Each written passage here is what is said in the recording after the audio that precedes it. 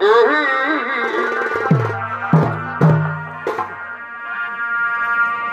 সঙ্গীতের সাথে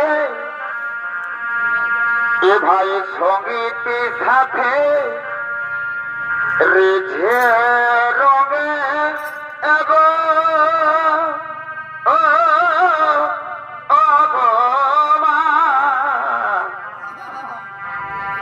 Presented by Purulia Panjania.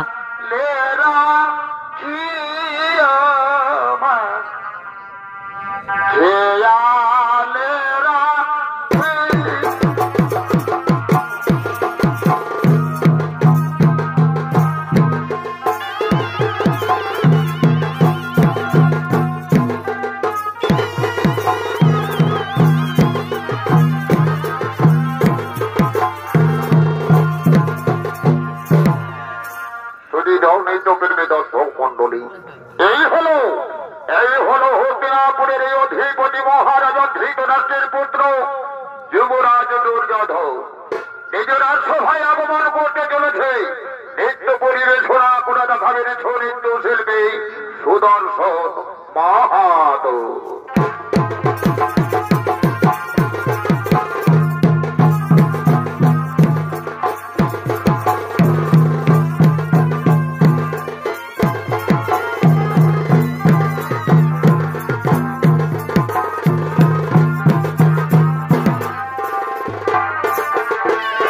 বাবুর বাবা সনাত পাবে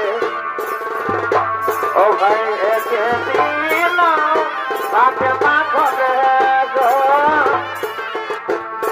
বাবুর বাবা সনাত পাবে একে দিন তাকে মাখবে গো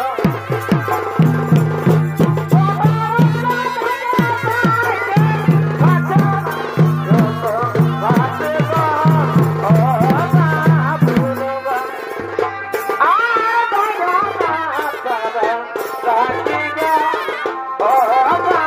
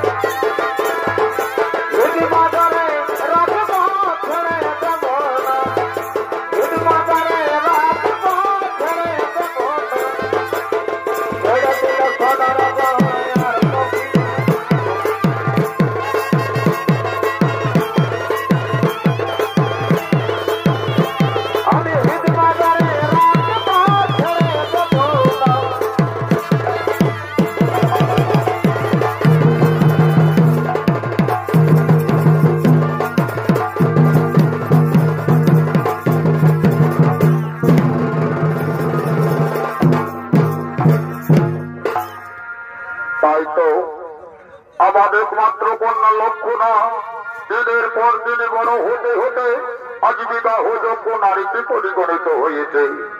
তাই তো কন্যাকে নিয়ে আমি মহাচিন্তায় চিন্তিত। হ্যাঁ হ্যাঁ, মনে পড়েছে আমার। এখন আমার মন্ত্রী সেনাপতিদেরকে করিব স্মরণ, তাদের কাছ থেকেই জেনে নেব আমার কন্যা লক্ষ্মণাকে এখন কি করা যাবে। কোথায় কোথায় ওরে আমার মন্ত্রী সেনাপতিগণ, তোমরা অবিলম্বে আমার সম্মুখে করো আগমন, অবিলম্বে আমার সম্মুখে করো আগমন।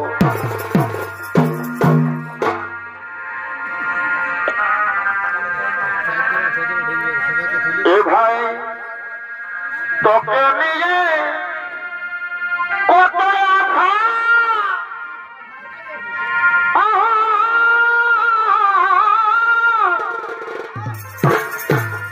আর করেছিলি ভরসা,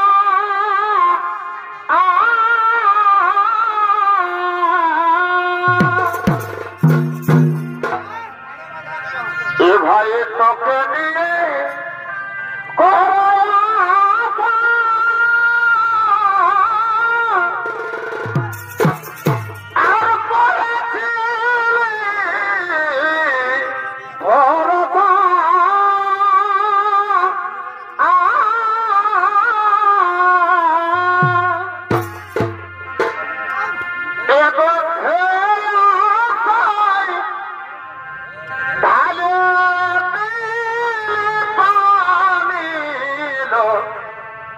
শোনল ধ্বনি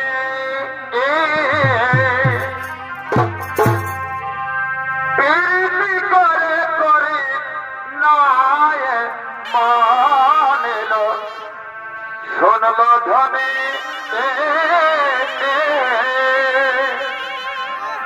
প্রীতি করে করে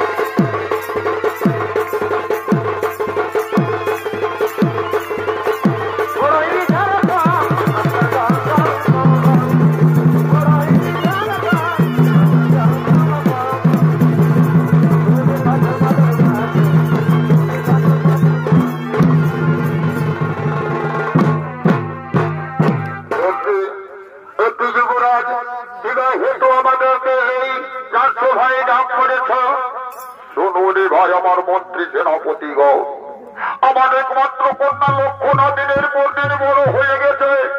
তাই তো এই কন্যাকে নিয়ে আমি মহাচিন্তায় চিন্তিত রে ভাই, আমি যে মহাচিন্তায় চিন্তিত।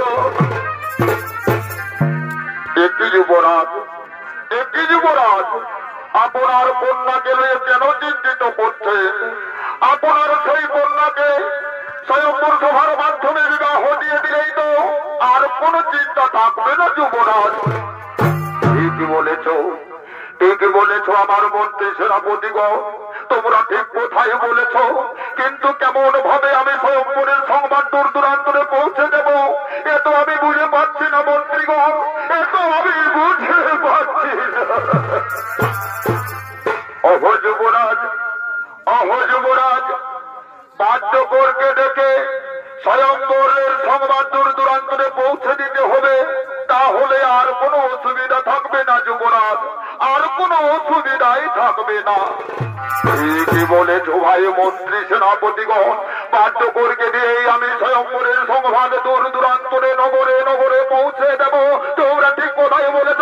চলো ভাই, আর বিলম্ব করবো না, আমরা তার ব্যবস্থা করি, আমরা তার ব্যবস্থা করি।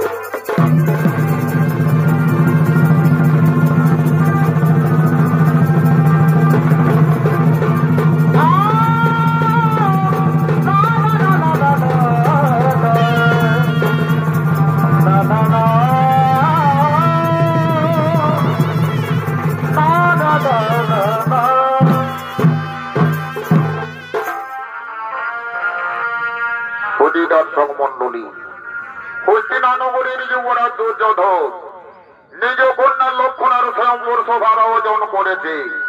ওই সংবাদ নিয়ে বাদ্যকর দূর দূরান্তরে সংবাদ পৌঁছে দিয়েছে। দিন যায়, মাস যায়, বৎসর অতিবাহিত হয়ে যায়। ধীরে ধীরে আগমন করলো সেই স্বয়ম্বর সভার দিক। দূর দূরান্ত থেকে রাজা এবং রাজপুত্রগণ হস্তিনানগরের সেই লক্ষণার স্বয়ম্বর সভার দিন হস্তিনানগরে আগমন করছে।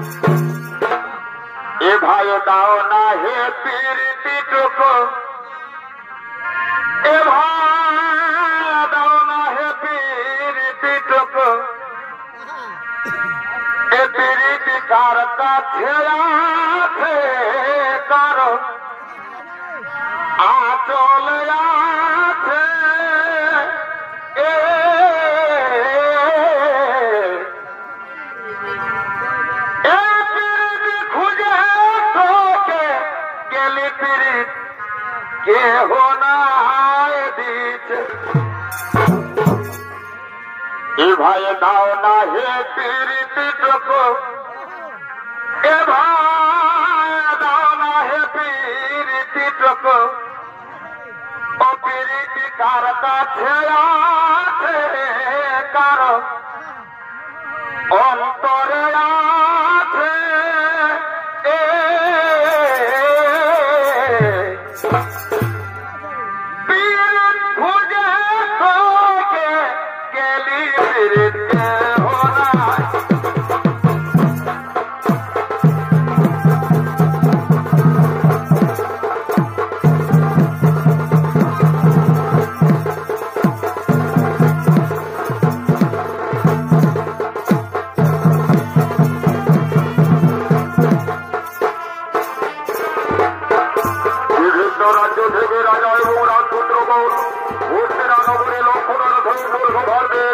আগমন করছে।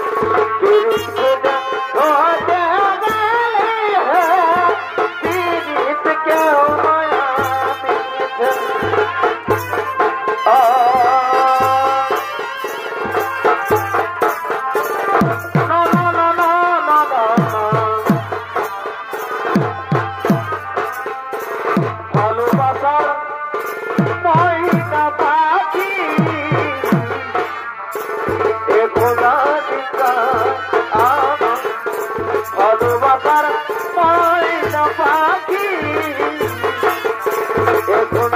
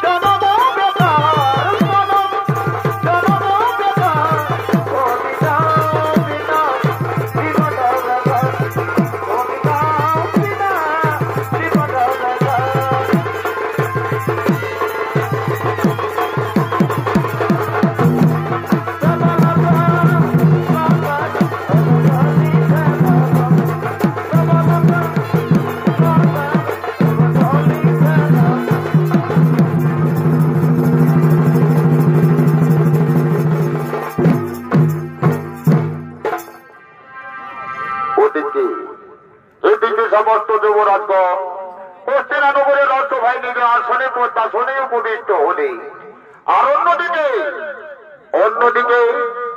হস্তিনানগরের রাজকুমারী লক্ষ্মণা তাদের সখীদের সহযোগে ফুল বাগানে ফুল তোলার জন্য আগমন করছে।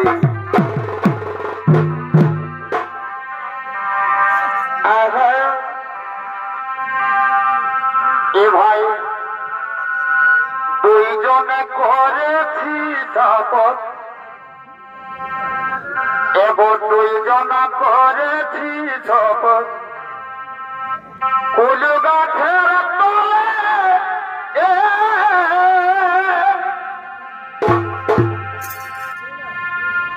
আমি নাই করব বিহা তোর বিহা নাই হলে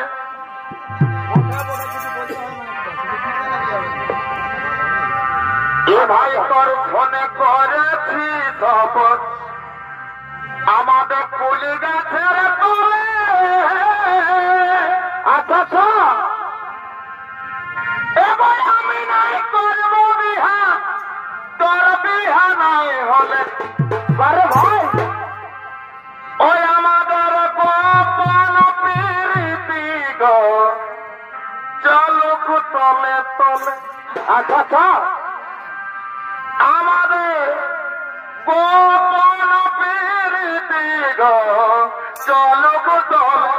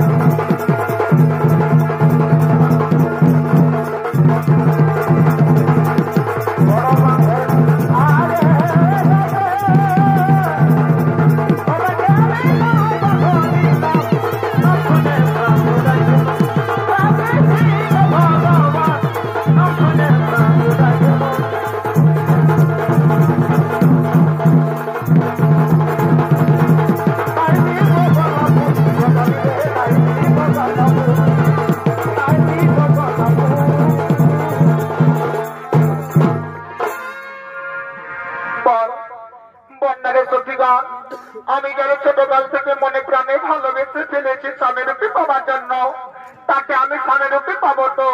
হ্যাঁ রাজকুমারী লক্ষণা, তুমি যদি স্বামীরূপে পাওয়ার আশা করে রয়েছ, তুমি তারে নিশ্চয়ই স্বামীরূপে পাবে সখী, তারে তুমি নিশ্চয়ই স্বামীরূপে পাবে।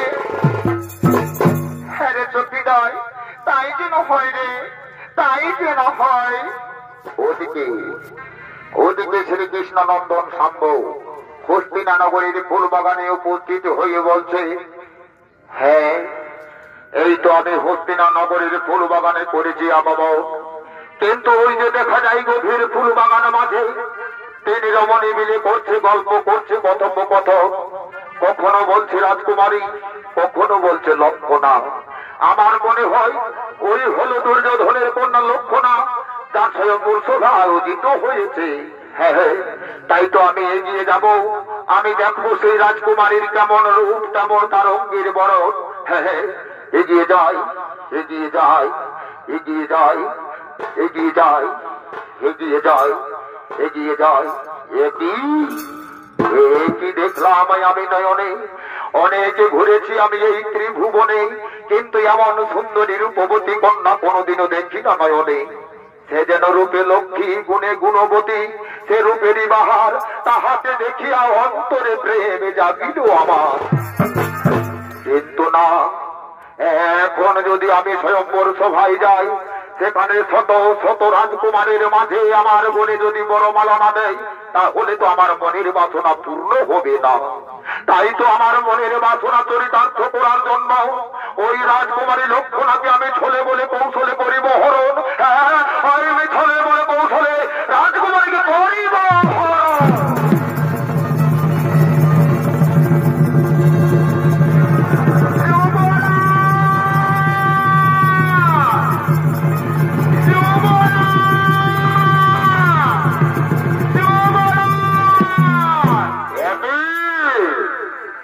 সখীগণ, কিবা হেতু যুবরাজ যুবরাজ বলিয়া চিৎকার করছ? যুবরাজ, অপরাধ মার্জনা করিবেন যুবরাজ। আপনার কন্যা লক্ষণার সঙ্গে আমরা ফুল বাগানে গিয়েছিলাম ফুল তুলতে, কিন্তু সেখান থেকে অর্চনা কুমারে আমাদের রাজকুমারীকে হরণ করে নিয়ে গেল মহারাজ। আমরা তার পরিচয়ই জানি না। কে বললে, কে বললে সখীগণ? সূর্যবংশীয় রাজকন্যাকে হরণ করে নিয়ে গেছে, তার এত সাহস, তার এত স্পর্ধা, আমার সূর্যবংশের গায়ে কলঙ্কের দাগ লেপন করেছে। না না না, এ তো আমি সইতে পারি না। শোনো শোনো শোনো, দূর দূরান্ত থেকে আগমনকারী রাজাও রাজপুত্র মহল, যাও যাও, তন্ন তন্ন করে খোঁজ করো এই ধরিনী হরিত্রী মাঝারে, যেখানেই পাবে দুষ্ট দুরাচারী কন্যা হরণকারীকে চাবুক মারতে মারতে নিয়ে এসো না। তাই বললাম, তাই তো মহারাজ, তাই বললাম, তাই বললাম।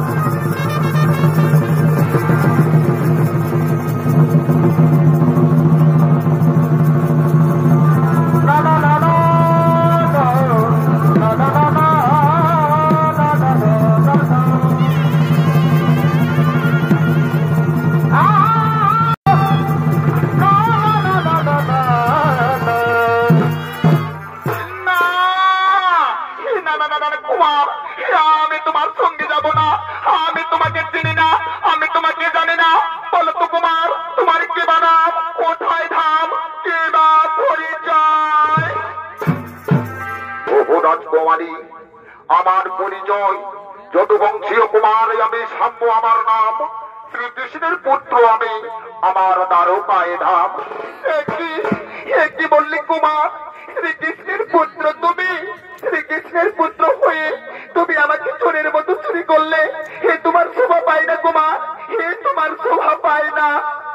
না না রাজকন্যা, অমন ভাবে বলো না। আমি তোমাকে প্রথম দেখায় মনে প্রাণে ভালোবেসে ফেলেছি রাজকুমারী, তাই তো জীবন সঙ্গিনী করার জন্য তোমাকে আমি করেছি হরণ। এসো এসো রাজকন্যা, আমার কাছে এসো, আর তুমি আমাকে কথা দাও, এমন ভাবে জন্ম জন্মান্তরে তুমি আমাকে ভালোবাসবে তো? কুমার, তুমি যখন আমাকে চোরের মতো চুরি করে নিয়ে পালিয়েছ, সেই হেতু তুমি আমার জাতি কুলমান সমস্ত কিছু নষ্ট করে দিয়েছ। তাই আমি তোমাকে কথা দিচ্ছি, আজ হতে আমি শুধু তোমার, আমি শুধুই তোমার, অন্য কারো নয়, অন্য কারো নয়। হ্যাঁ হে রাজকন্যা, তাই যেন হই, তাই যেন হই।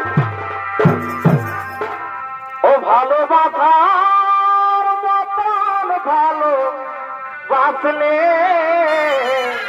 বাজে বাজে বাজে ভালোবাসা রে, তারে কি গো ভুলে যা।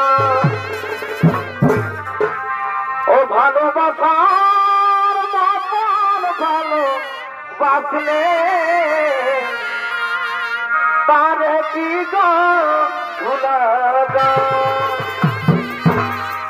খনক রে ভনে বিরহ নামিলে, খনক রে ভনে বিরহ নামিলে, মন থেকে কি করে মোছা যায়, তারে কি গো ভুলা যায়। ভালোবাসার মতন ভালো বাসলে তারে কি গো ভুলা যায়।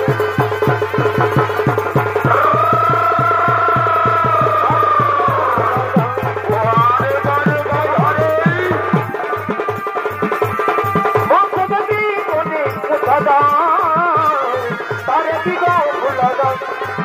ভালোবাসার মতন ভালো বাসলে তারে কি গো ভুলা যায়। অপরাধ কন্যা, অপরাধ কন্যা, তুমি আমাকে কথা দাও, শত দুঃখ বিপদময় সংকট পরিস্থিতি এলেও কোনোদিনও তুমি আমাকে ছেড়ে যাবে না তো? কুমার, আমি তোমাকে কথা দিচ্ছি, তোমার আমার পবিত্র ভালোবাসার মধ্যে শত দুঃখ দুর্দশা বিপদময় সংকট পরিস্থিতি এলেও কোনোদিনও তোমাকে আমি ভুলে যাব না কুমার। আমি তোমাকে কথা দিলাম, আমি তোমাকে কথা দিলাম। হ্যাঁ হে রাজকন্যা, তাই যেন হই, তাই যেন হই। এ জীবন, এ জীবন তোমাকে দিলাম গো বন্ধু। বাজে বাজে মাথারে তুমি শুধু ভালোবাসা দিও ও গো বন্ধু। তুমি শুধু ভালোবাসা দিও, সুখে তুমি যে আমার প্রিয় থেকে বেশি প্রিয়। আচ্ছা আচ্ছা আচ্ছা আচ্ছা, তুমি শুধু ভালোবাসা দিও। তাই মনের আনন্দে, মনের আনন্দে লক্ষ্যনাথ ভয়ঙ্কর ও আজ থেকে চুরি করে আজ দুইজন বন্ধু একত্রিত হয়ে নদী কিনারে প্রেমের খেলায় মাতোয়ারা হয়েছে। তুমি শুধু ভালোবাসা দিও ও গো বন্ধু। তুমি শুধু ভালোবাসা দিও।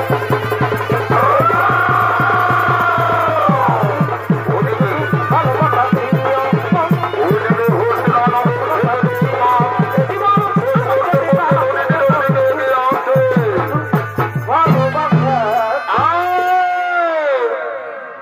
বারে বারে বেটা খুবই চোর, আমাদের রাজকন্যাকে চোরের মতো চুরি করে নিয়ে গেছে এই নদী তীরে প্রেমের খেলায় মাতুয়ারা।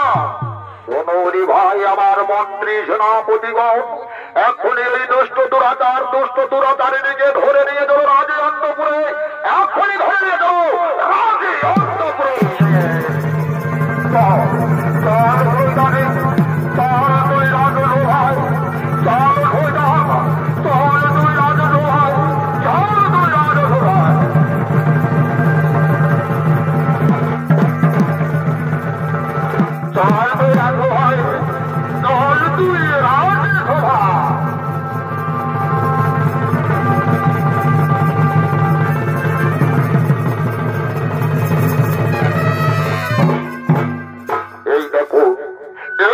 মহারাজ, এই দুষ্টমতি দুরাচার আমাদের রাজকন্যাকে হরণ করেছে। কে? ও এই কুমার। বাহ, ব্যক্তি তো কোনো মন্দ নয়।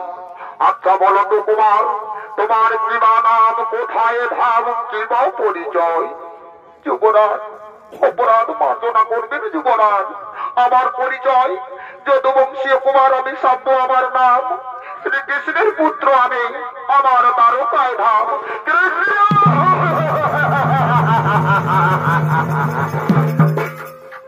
ওরে তুই শ্রীকৃষ্ণের পুত্র তুই, তবে এই জন্য কোথায় বলে চোরের বেটা চোরেই হোক।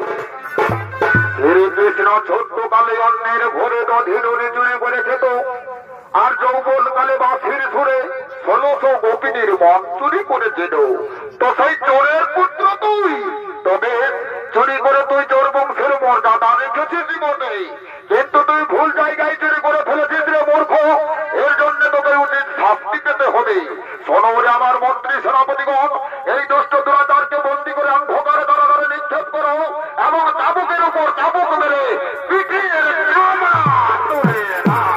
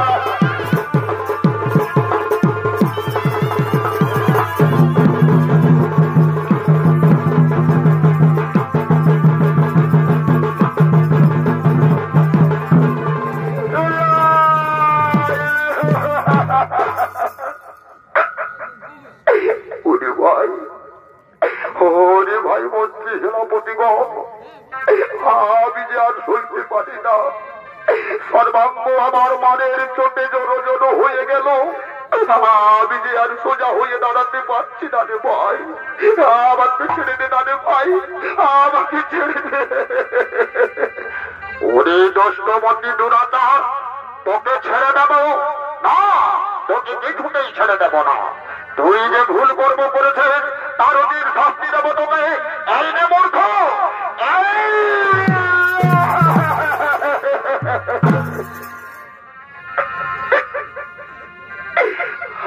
আজ যে আমি শুনতে পারি না। হে ভগবান, সে কি আমার ভাগ্যে লিখেছিলে ঠাকুর? আজ পবিত্র ভালোবাসায় আবদ্ধ হতে গিয়ে সে কি আমার দুর্দশা হলো বিধি?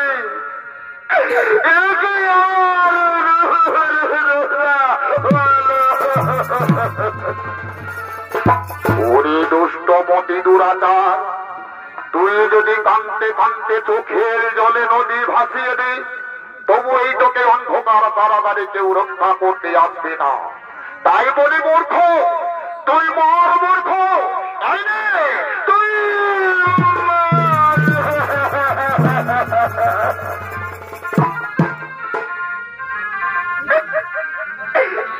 রাজকন্যা, রাজকন্যা, তুমি আমাকে একটিবারে দেখা দাও রাজকন্যা। আজ তোমাকে ভালোবেসে আমার কি দুর্দশা হলো রাজকন্যা। আমি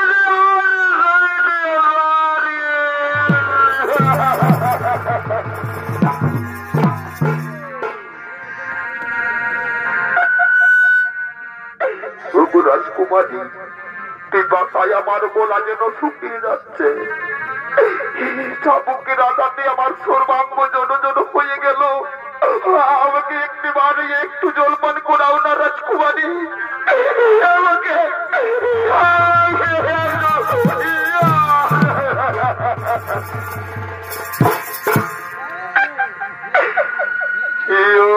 সাথী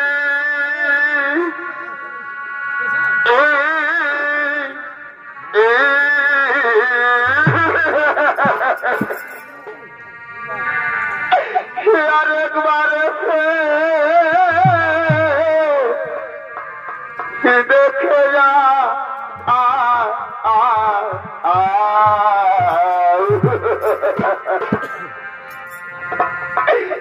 ওই আমি কত সুখে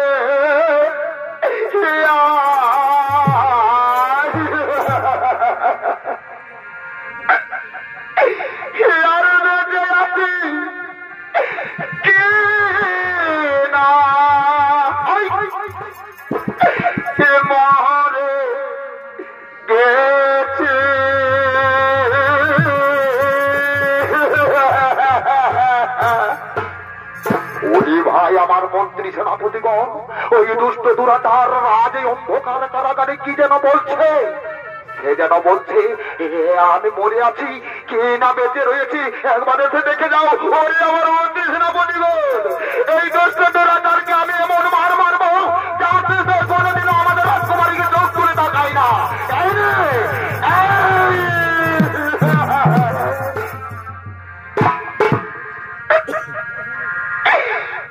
আমি বেঁচে আছি না মোহনে গেছি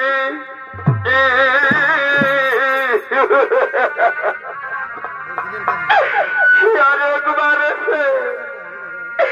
দেখে যাও আমার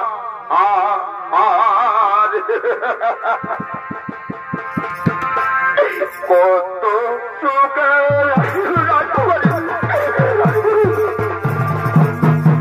ও সাথী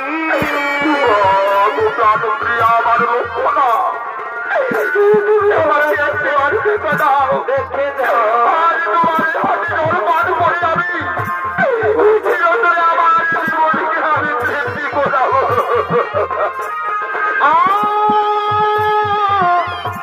না না না না না না না না না না বাবু রাজকুমারী একটি বার আমাকে দেখা দাও, একটি বাড়ি আমাকে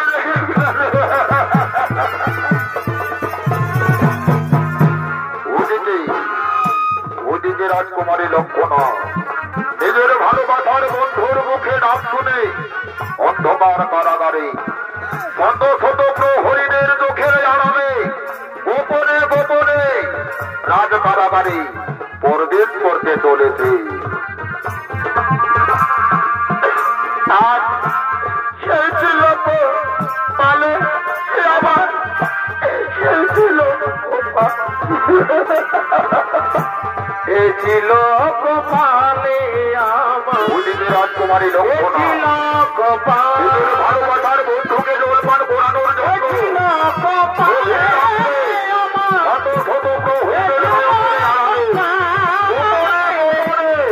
রাজকারাগারে প্রবেশ করতে চলেছে। এ ছিল গোপাল, এ ছিল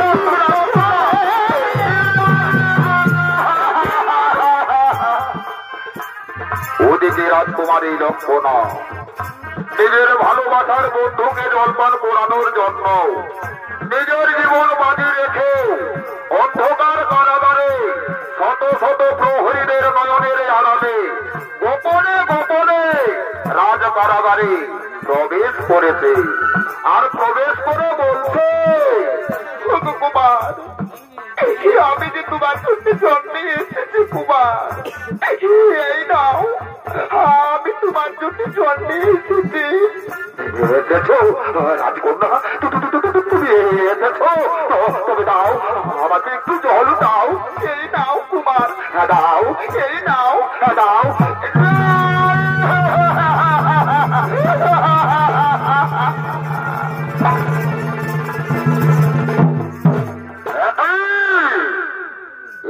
অহংকারী রাজকুমারী, তোমার বাবার কথা মতো এই দুষ্ট দুরাচারকে শাস্তি দিচ্ছি, আর তুমি কিনা এসেছো জল খাওয়াতে। একে জলের পরিবর্তে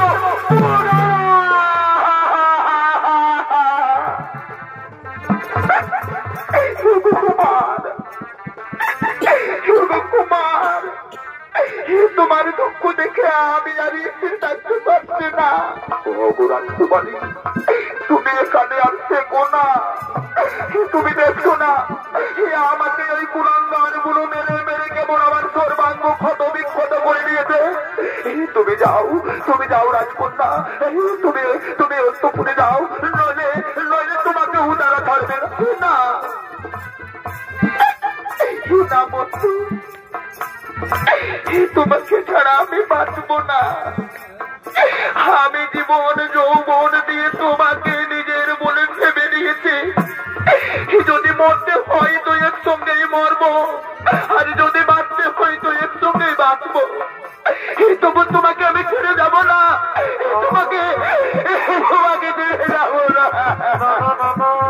ওরে ভাই মন্ত্রী সেনাপতিগণ, এই দোষ দুরাচারীকে এখন জোর করে টানতে টানতে রাজে অন্তপুরে নিয়ে যাও। এখন টানতে টানতে রাজে অন্তপুরে নিয়ে যাও। চল চল হয়ে যাবে, চল।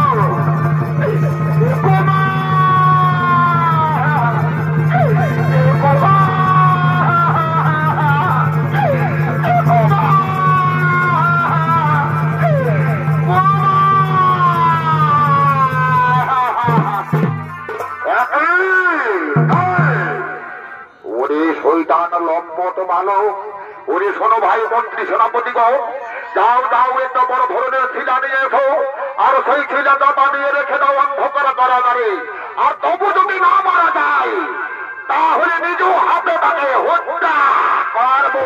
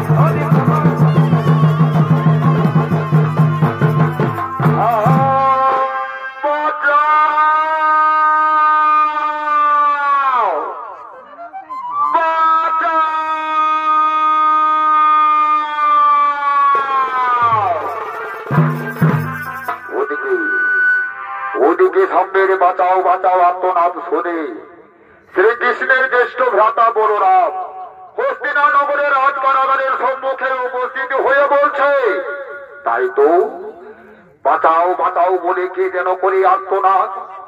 এ তো আমার বংশের কুমার সাম্যের কণ্ঠস্বর মনে হই, নিশ্চয়ই সে কোনো বিপদে পড়েছে, তাই তো বাঁচাও বাঁচাও বলে করছে আত্মনাদ। ওরে পুত্র সাম্য, তুই একটু অপেক্ষার কর বাবা, আমি তোর কাছে আসছি, আমি তোর কাছে আসছি।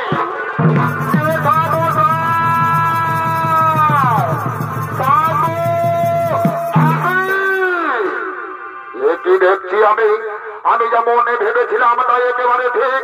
আমার বংশের কুমার সাম্যকে অন্ধকার কারাগারে বন্দী করে রেখেছে। তার এত স্পর্ধা, তার এত সাহস, বল বলরে সাম্য, কে তোর এমন ভাবে শাস্তি দিয়েছে? যেটা বোঝাই আমাকে এমন ভাবে শাস্তি দিয়েছে হস্তিনানগরের যুবরাজ দুর্যোধন। তার এত সাহস, এত স্পর্ধা, আমার বংশের কুমার যেন তোকে এমন ভাবে নির্যাতনে শাস্তি দিয়েছে। কোথায় ওরে অহংকারী দুর্যোধন? তুই আমার সম্মুখে ছুটে আয় মূর্খ। ওরে দুর্যোধন!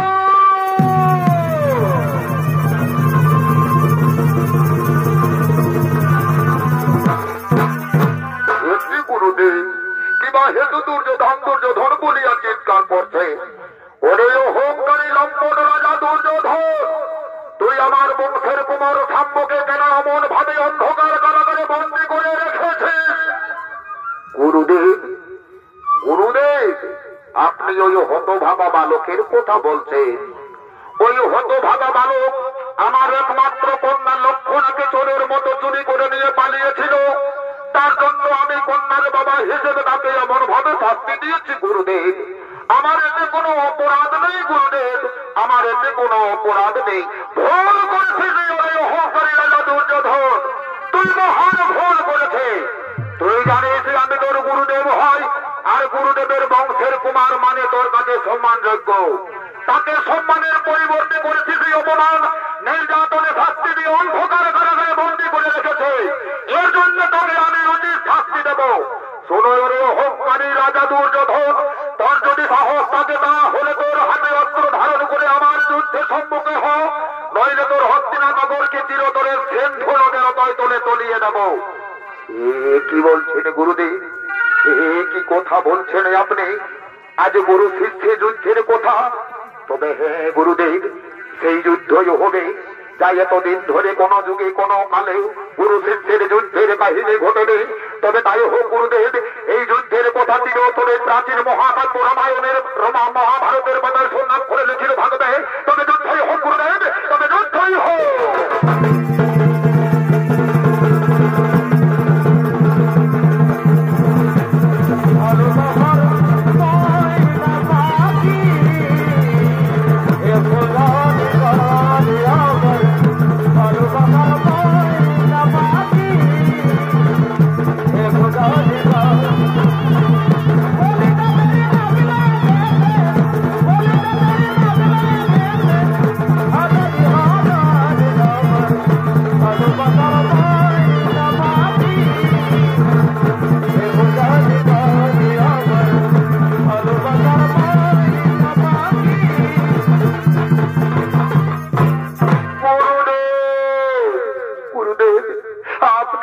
ক্ষমা করে দিন গুরুদেব, আমি না জেনে না বুঝে অহংকার বসে আপনার সঙ্গে যুদ্ধ করেছি গুরুদেব। আপনি আমাকে ক্ষমা করে দিন গুরুদেব, আপনি আমাকে ক্ষমা করে দিন। ওরে অহংকারী দুর্যোধন, আমি তোরে ক্ষমা করে দিলাম। তবে যা বৎস, আমার বংশের কুমার সাম্যকে তুই চিরতরে অন্ধকার কারাগার থেকে মুক্ত করে দে। বাধ্য চিরতরে অন্ধকার কারাগার থেকে মুক্ত করে দে। ঠিক আছে গুরুদেব, আমি তাই যাচ্ছি গুরুদেব, আমি তাই যাচ্ছি। তোমাকে আমি চিরতরে অন্ধকার কারাগার থেকে মুক্ত করে দিলাম, অন্ধকার কারাগার থেকে মুক্ত করে দিলাম। গুরুদেব, আপনার কাছে আমার একটি মিনতি গুরুদেব। একই দুর্যোধন, আমার কাছে কি দেব মিনতি গুরুদেব? আমার বংশের কন্যা লক্ষণাকে আপনার বংশের কুমার সাম্য যখন চোরের মতো চুরি করে নিয়ে পালিয়েছে, সেই হেতু আমার কন্যাকে তার হাতে তুলে দিয়ে আমি চিরতরে কন্যাদায়গ্রস্ত বাবা হতে মুক্তি পেতে চাই গুরুদেব। বলুন এতে আপনার সিদ্ধান্ত কি? ওরে দুর্যোধন, এ তো তোর যে সিদ্ধান্ত বৎস, এই সিদ্ধান্তকে আমি শিরোধার্য বলিয়া পরিগণিত করিলাম। শোনো রে বৎস দুর্যোধন, আর বিলম্বন করো না, তাড়াতাড়ি নিজ কন্যাকে সাম্যের হাতে তুলে দিয়ে চিরতরে কন্যাদায়গ্রস্ত বাবা হতে মুক্তি হ বৎস, চিরতরে কন্যাদায়গ্রস্ত বাবা হতে মুক্তি হ। ঠিক আছে গুরুদেব, তাহলে তাই করছি। ওরে যে কোথায় আছে, আমার কন্যা লক্ষণাকে বধূ সাজে সজ্জিত করে তাড়াতাড়ি ছাদ না তোলে নিয়ে যায়।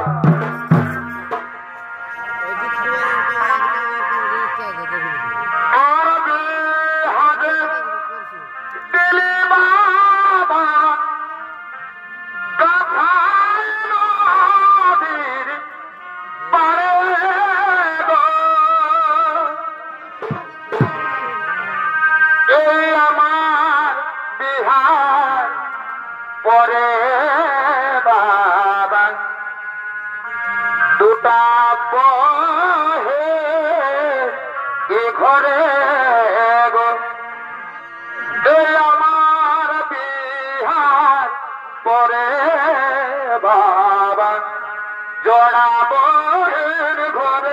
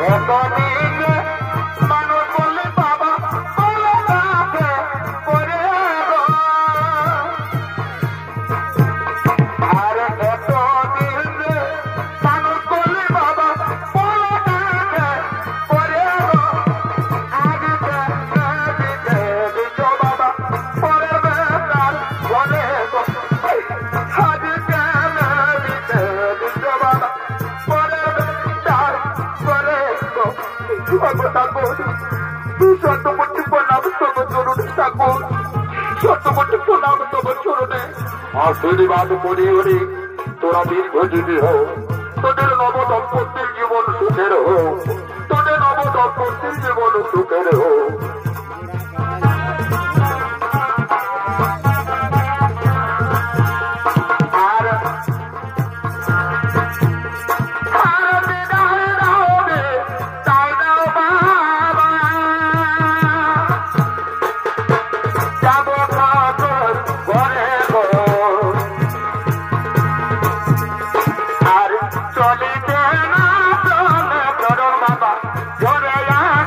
Yo